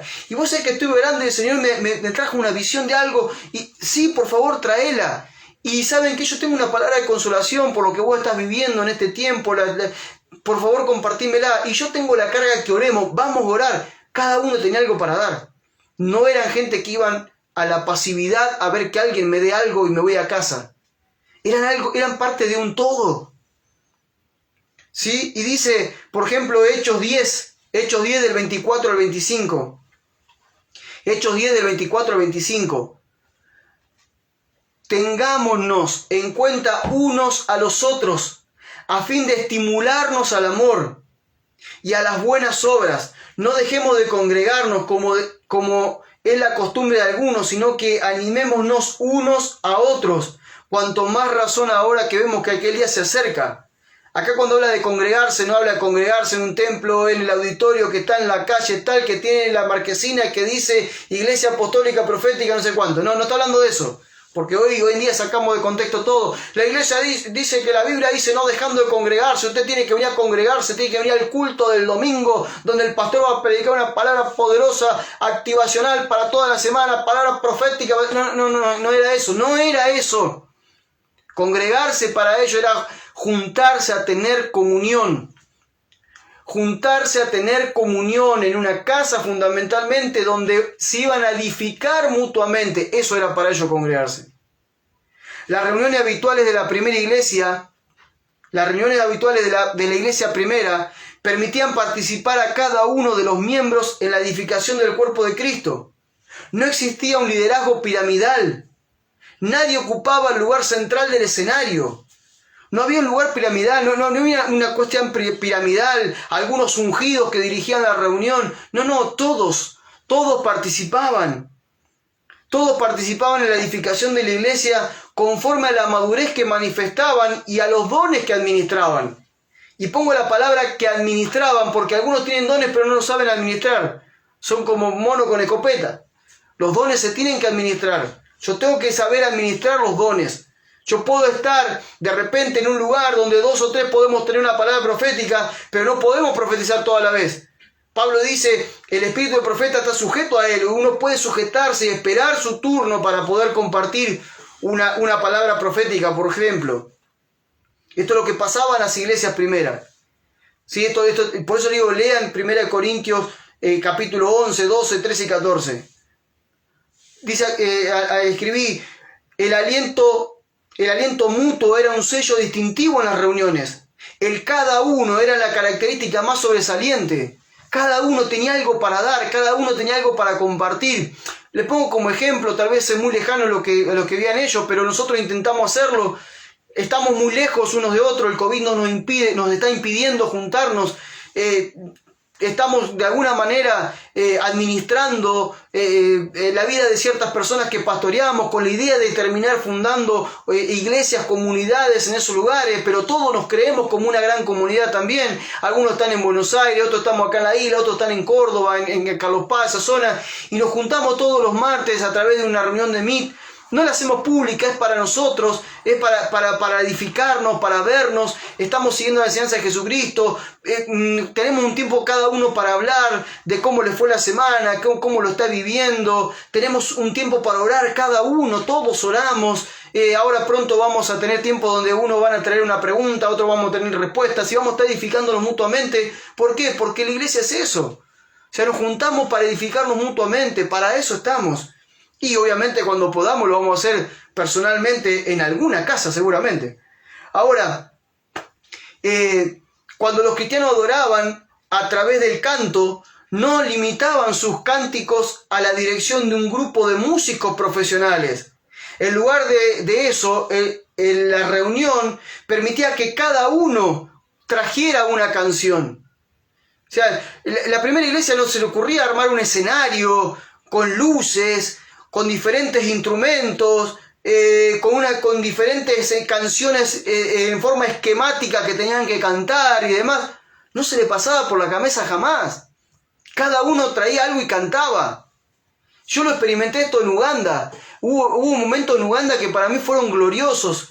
Estar en una reunión de una casa con 15, 20 personas tal vez reunido ahí y de repente decir, bueno, vamos a cantar, y alguien empezaba a cantar y imagina esas voces africanas que son de locura, que yo no sé cómo hacen para entonar tan bien y son impresionantes, la combinación de voces, y de repente el único instrumento que había en ese lugar era un tambor de agua pinchado, un bidón de agua pinchado que lo usaban para hacer un ritmo, y de repente alguien cantaba con una voz angelical y estaba cantando y de repente vos escuchabas allá en el fondo, por ahí atrás, alguien que decía aleluya y todos los demás le decían amén, aleluya, todos los demás, amén, aleluya, amén. Al tercer aleluya y al tercer amén, lo que estaba pidiendo permiso para cantar. Y esa persona que estaba pidiendo permiso para cantar estaba recibiendo la aceptación de toda la iglesia reunida en ese lugar para cantar y comenzaba a cantar lo que el Espíritu le daba y los demás seguían a esa persona. No había alguien que dirigía la canción, el Espíritu dirigía lo que había de cantarse. Y eso es lo glorioso que le pasaba a la primera iglesia también. Yo lo pude experimentar en Uganda, fue glorioso, maravilloso. No tener ningún instrumento, solamente un bidón de agua para ir a buscar agua pinchado y unas voces angelicales y gente respetándose, que uno podía tener una canción también parece. Y los momentos que se veían eran gloriosos, hermano. Vos eras ministrado por el Espíritu Santo aún sin entender el idioma, porque muchas veces no estaban cantando ni siquiera en inglés, tal vez levantaban una canción en el idioma de ellos. En el acholi, en el ateso, en el ugandés, en el idioma que ellos, en la región que estuvieran. Y vos no entendías la lengua, pero eras ministrado por la vida del Espíritu que se manifestaba en ese lugar, porque es lo que Dios le agrada. Es glorioso. Cada uno tenemos algo para dar. Efesios 5, del 19 al 20. Efesios 5, del 19 al 20. Hablen entre ustedes con salmos, himnos, cánticos espirituales. Canten y alaben al Señor con el corazón y den siempre gracias a Dios Padre en el nombre de nuestro Señor Jesucristo. Aquí vemos también, fluyan, cuando se reúnan, fluyan, canten, alaben, adoren, edifíquense mutuamente. Colosenses 3:16, Colosenses 3:16, la palabra de Cristo habite ricamente en ustedes, instrúyanse y exhórtense unos a otros en sabiduría. Fíjense esta función. Acá no está diciendo que la palabra de Cristo, que está solamente en el pastor o algunos líderes escogidos, sea la que salga de los púlpitos todos los fines de semana para que vos seas edificado. No, está diciendo todos, en todos abunde la palabra de Cristo y todos instrúyanse y todos exhórtense con toda sabiduría. Todos participen, está diciendo Pablo. Canten al Señor con salmos, con himnos, con cantos espirituales, con gratitud de corazón. Como habíamos visto recién en 1 Corintios 14:26, dice, tal vez cada uno tenga salmo, tenga esto, tenga aquello, cada uno. Hay expresiones que se repiten en las cartas de Pablo en cuanto al funcionamiento de la iglesia en las casas, de las reuniones de las iglesias en las casas. Y fundamentalmente son estas dos expresiones: unos a otros y cada uno. Unos a otro y cada uno. Unos a otro y cada uno. Cada uno tiene algo para dar. Y edifíquense con lo que tienen unos a otros. Lo que yo tengo te edifica a vos, lo que vos tenés me edifica a mí, nos edifica a todos. Esa era la iglesia primera. Eso solamente se da en ambientes pequeños, en ambientes donde lo que se prioriza es la comunión, no la reunión, no el espectáculo, no el show de las luces, el show de la alabanza, la adoración, el que va a predicar, la oración para que la gente se caiga. No, eso no era lo que la iglesia primitiva vivía. La iglesia primitiva vivía otra cosa que pasaba por la comunión, por la edificación mutua. El unos a otros era el elemento dominante en la reunión de la iglesia primera. Además, cada cristiano que recibía algo para compartir de parte del Espíritu Santo tenía la libertad de entregarlo a todo lo demás. ¿Cuánta gente a veces está hoy en día en los auditorios sentado y de repente recibe algo de parte del Señor y no lo puede decir? No puede decir, acá hay gente que recibe algo de parte del Señor y lo quiere compartir y no, va por ahí y le dice, mire, le dice al líder, ¿sabe qué? Acabo de recibir algo de parte del Señor, ¿lo puedo decir? Y no sé, esperá que lo voy a hablar con el pastor, pero ¿sabe qué pasa? El pastor está predicando ahora, así que esperemos que termine de predicar y cuando termine de predicar yo le pregunto, a ver si vos podés compartir lo que recibiste de parte del Señor. Termina la reunión, el pastor ora, le empieza a saludar, saluda a uno, saluda a otro. Este líder se olvidó de decirle al pastor, o va y le dice, pero el pastor dice, bueno, ¿quién es el hermano? Bueno, después vamos a ver lo que le dijo el Señor. Y se van todos para la casa y nunca esa persona pudo expresar a toda la iglesia lo que el Espíritu le quería compartir en ese momento. ¿Por qué? Porque hay un esquema, una estructura, hay una pirámide que te impide pasar, hay una pared que se llama tradición religiosa, institución religiosa, que te impide manifestar la vida del Espíritu. En las casas eso no pasa, porque en las casas todos podemos participar. Es el ambiente que Dios dejó para la edificación de su iglesia. 1 Corintios 14:31. 1 Corintios 14:31 dice, así, y todos pueden profetizar por turno para que todos reciban instrucción y aliento. Pablo está diciendo, cuando se reúne en la casa, de repente puede ser que el Espíritu Santo le hable a uno, le hable a otro, le hable a otro. Son tres que tienen algo para decir, pero esperen su turno, hagan todo en orden y vayan diciendo uno lo que el Espíritu le dice y otro lo que el Espíritu le dice, y así somos todos edificados. Esto es glorioso lo que vivía la primera iglesia. Pablo describe claramente, como le decía recién en 1 Corintios del capítulo 11 al 14, cómo eran las reuniones de la iglesia del primer siglo. Cada miembro tenía un papel activo. Cada miembro tenía un papel activo. No eran pasivos. No eran hombres y mujeres que estaban sentados en la pasividad religiosa, viendo un espectáculo y recibiendo un sermón. No, ese no es el modelo, no es el diseño de Cristo para la iglesia. Eso lo que logró fue matar generaciones, destruir el sacerdocio de generaciones. Gente que nunca pudo expresar toda la vida de Cristo que tenían porque fueron absorbidos por las instituciones y por esos cultos y por esas reuniones que solamente algunos podían hacer algo. O sea, esas reuniones donde algunos se mueren en la pasividad de las sillas, no pudiendo expresar nada. Siempre debajo de alguien que nunca le permite hacer algo. En las casas nunca pasaba. En los primeros cristianos tenían la libertad, la apertura y la espontaneidad y esto de ser espontáneo. Así eran las reuniones. Las señales distintivas de las reuniones de la primera iglesia eran la libertad, la apertura y la espontaneidad. Había libertad, había apertura. Había cosas que eran espontáneas, no había algo acarrotonado. Primero hacemos esto, después hacemos esto otro, después hacemos aquello, después hacemos otro. Nos saludamos, nos vamos a casa y nos vemos la semana que viene. No. Ellos tenían una vida que expresar allí. No tenían caretas para mostrar una imagen y protocolos de cómo manejarse. No había protocolos. No había careta, no había protocolos. Eran genuinos. Se mostraban como eran. Y no había protocolos. Simplemente había cuestiones que tener en cuenta, pero no protocolos. El uno a otros se ve como un rasgo dominante. La edificación mutua era la meta principal. Y voy a decirle algunas cosas rápidamente. Las reuniones de la primera iglesia tenían algunos puntos fundamentales. Les voy a decir 10 puntos fundamentales que tenían las reuniones de la iglesia primera. No sé si ustedes tienen tiempo para escucharme un ratito más. 10 puntos, rápido se los digo. Número 1, Las reuniones de la iglesia fundamentalmente eran en las casas. No en auditorios, en casas. Pequeños grupos. No la idea de el gran auditorio de la ciudad donde metamos 10.000 personas, tengamos la televisión, la radio y todo así y hacemos pompa para que digan, allí está la iglesia, wow, tiene 10.000 miembros. ¿Y cuánta gente vive en tu ciudad? 300.000. Oh, qué loco, ¿cuánto está afectando la ciudad? No, eso no era. La primera iglesia fundamentalmente se reunían en casa, grupos pequeños para poder tener comunión. Número 2. Punto 2. Se observaban las enseñanzas de Jesucristo y la doctrina de los apóstoles. Lo que Cristo había determinado como forma de vida y lo que los apóstoles determinaban en esas reuniones especiales era lo que se transmitían en las reuniones en las casas. Número 3. Todos eran edificados mutuamente a través de los dones que habían recibido del Padre, del Hijo y del Espíritu. Algún día voy a enseñar los dones del Padre, los dones del Espíritu y los dones del Hijo. Pero todos eran edificados a través de esos dones.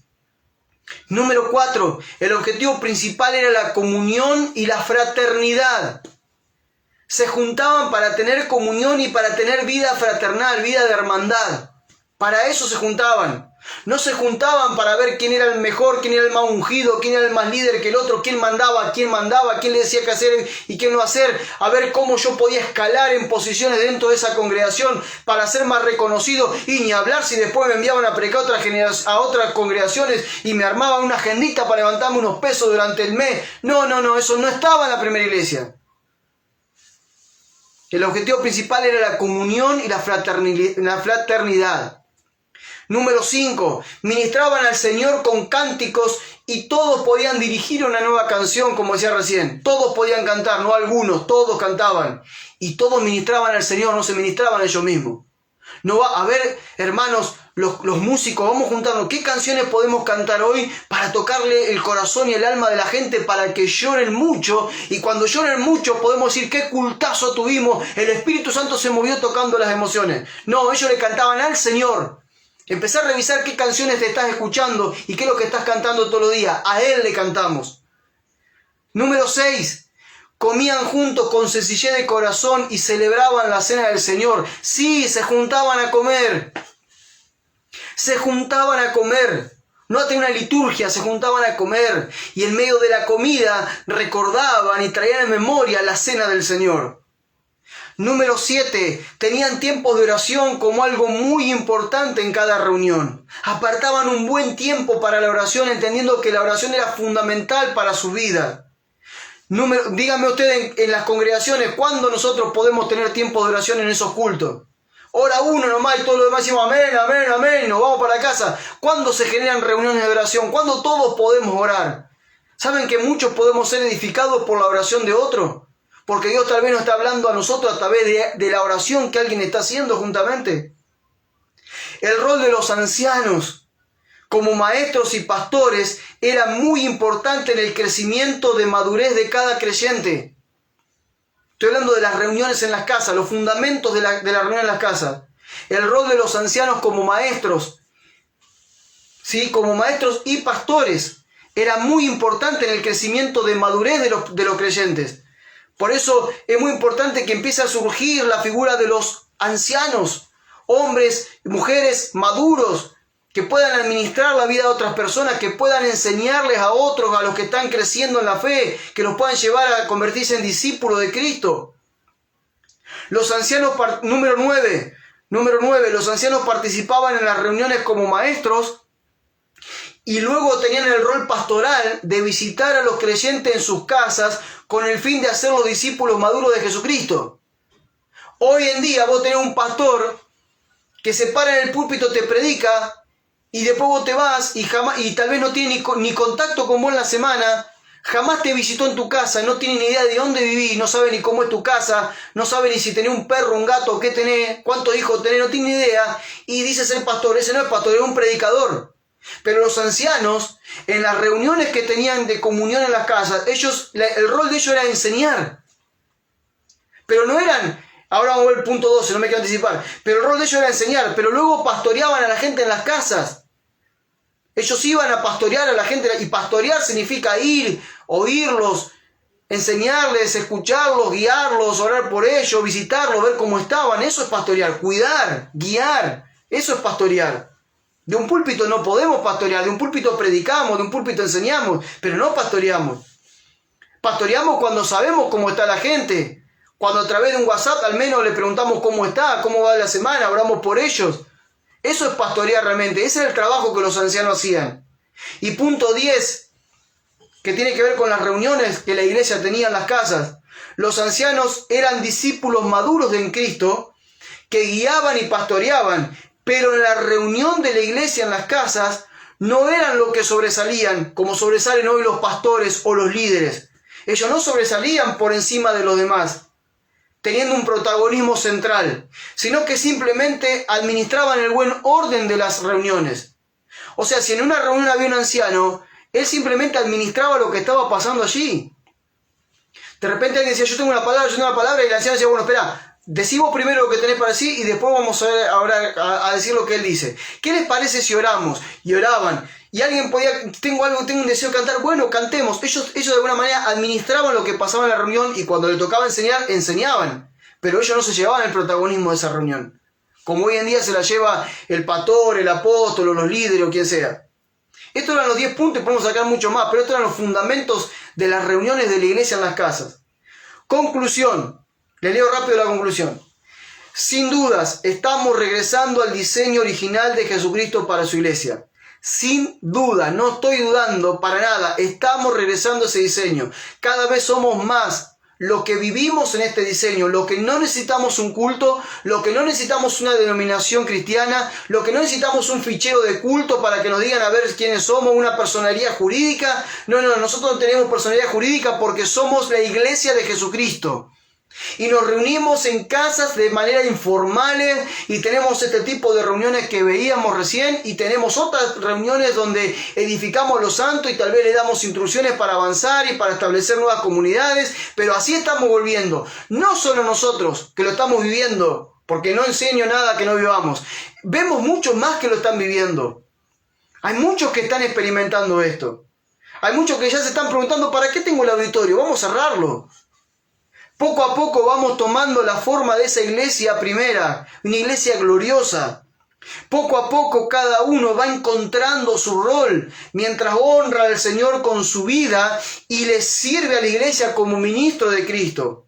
A medida que vamos avanzando en la fe, en la enseñanza, cada uno se empieza a dar cuenta cuál es su rol para la edificación de la iglesia y para su tarea como ministro de Jesucristo hacia el mundo como un reconciliador.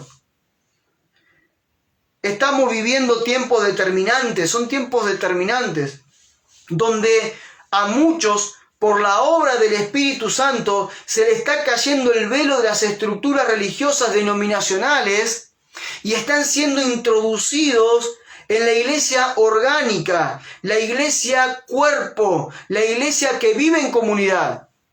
Hay muchos que se le está cayendo el velo y se están dando cuenta y dicen, pero yo participé siempre de una estructura religiosa, de una estructura denominacional, de algo que funciona como una empresa, con el presidente, con todo el consejo debajo, viendo qué actividades hacen, qué hacen acá, qué hacen allá, a quién subimos, a quién bajamos, a quién exhortamos, a quién sacamos, a quién ponemos, a quién le seguimos hablando, a quién no le hablamos más. Yo fui parte de eso, no quiero eso. Hay muchos que se le está cayendo el velo y se están dando cuenta que la iglesia no es eso, que la iglesia es una iglesia orgánica. Somos miembros de un cuerpo, la iglesia cuerpo, la iglesia que vive en comunidades, no en congregaciones dentro de un auditorio. Vamos camino a dar forma a esas comunidades donde cada uno será protagonista de la vida orgánica de la iglesia. Vamos camino donde cada uno va a empezar a aparecer en nuestras reuniones cada uno, unos a otros, para darle vida a esta iglesia orgánica, donde todos nos edificamos mutuamente, donde nos necesitamos mutuamente.